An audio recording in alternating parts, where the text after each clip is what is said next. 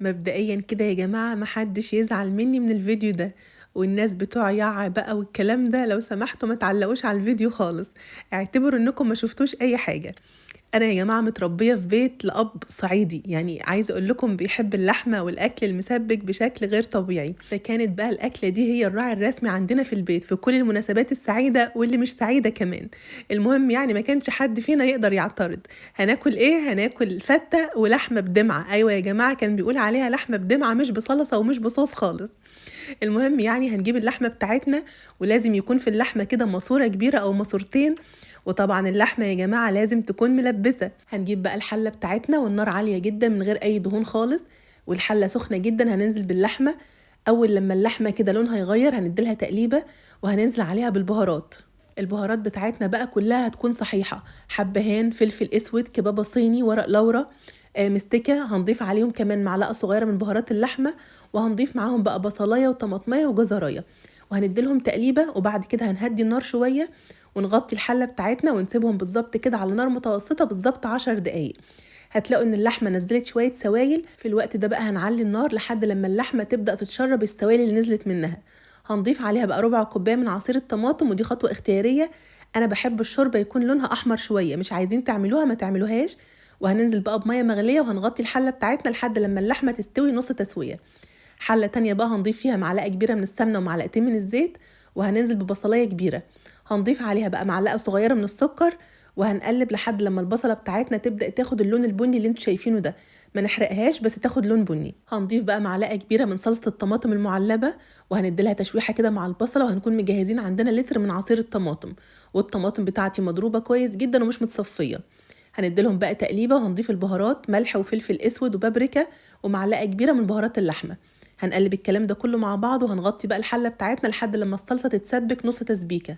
هنجيب بقى طاسة تانية ونحط فيها معلقة كبيرة من السمنة، وهنجهز بقى العيش بتاعنا. الافضل طبعا انه يكون عيش بلدي، بس انا ما كانش عندي غير عيش ابيض. اي عيش موجود عندك حمريه، عايزه تحمريه في السمنه كده او تحمريه في الفرن او تعمليه في الاير فراير، طبعا براحتك جدا. هنا بقى كده خلاص اللحمه بتاعتنا دخلت في التسويه. زودت بقى معلقه كبيره من الملح وغطيت الحله وسبت اللحمه كده بالظبط 10 دقايق لحد لما اللحمه اتشربت شويه من الملح. هنخرج بقى اللحمه بتاعتنا كلها على طبق، وهنسيب بقى المواسير كده في قلب الحله بالظبط كده كمان ساعه، ساعه الا ربع. وفي نفس الطاسه بقى اللي احنا حمرنا فيها العيش هنزود معلقه من السمنه ومعلقه زيت، وهننزل بقى بمعلقه كبيره من الثوم. وتوصوا بمعلقه الثوم شويه لان احنا هنقسم معلقه الثوم دي على مرحلتين. هنا خلاص بقى الصلصه بتاعتي اخدت نص تسبيكه. هرجع بقى ارجع اللحمه فيها، وهزود عليها بقى كوبايتين من الشوربه، وهسيب اللحمه بقى لحد لما تبقى 3/4 تسويه.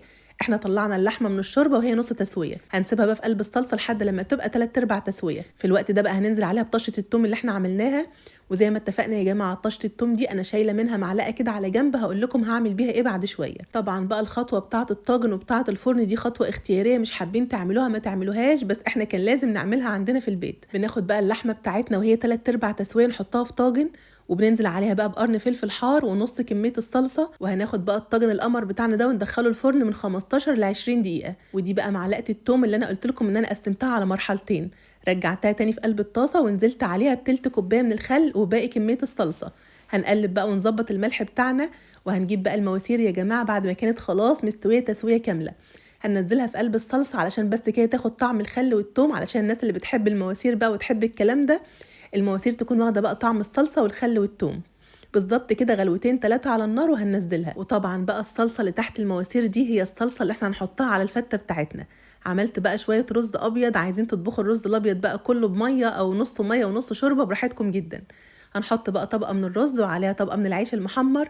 وطبعا الشوربه بتاعتنا بنصفيها الاول قبل ما نحطها على الفته. هناخد بقى مغرفه كده او مغرفتين من الشوربه علشان تطري معانا العيش شويه. وهنجيب بقى الصلصه القمر بتاعتنا كده ونغرق الفته. وبس كده خلاص بقى زي ما انتم شايفين كل حاجه عندنا بقت جاهزه. الفته بقت جاهزه، والشوربه اللي كلها بهاريز، وطاجن اللحمه بالدمعه يا جماعه بتاع ابويا الله يرحمه. عايزه اقول لكم بقى ان امي الله يرحمها طول عمرها بتعمل الطاجن ده بنفس الطريقه، وانا عمري ما غيرت الطريقه بتاعتها لانه طعمه في حته تانية خالص. ان شاء الله بقى تجربوه بالطريقه بتاعتي، وانا متاكده انه هيعجبكم وهيعجب كل البيت. زي ما انتم شايفين قدامكم بقى كده اللحمه بتكون مستويه ودايبه في التسويه، ومتشربه بقى كده من الصلصه والطشه بتاعه التوم، وطعمها رهيب. اما بقى الناس بتوع يعا بقى ومواسير والكلام ده كله يا جماعه ما تعلقوش خالص على الفيديو، لان الاكله دي لها ناسها ولها الاكيله بتوعها. وبس كده خلاص بقى الفيديو بتاعنا النهارده خلص. يا رب الفيديو يكون عجبكم، وكالعاده وزي كل يوم هقول لكم ما تنسوش يا جماعه لو الفيديو بتاع النهارده عجبكم تعملوا ايه؟ تعملوا لايك وشير للفيديو.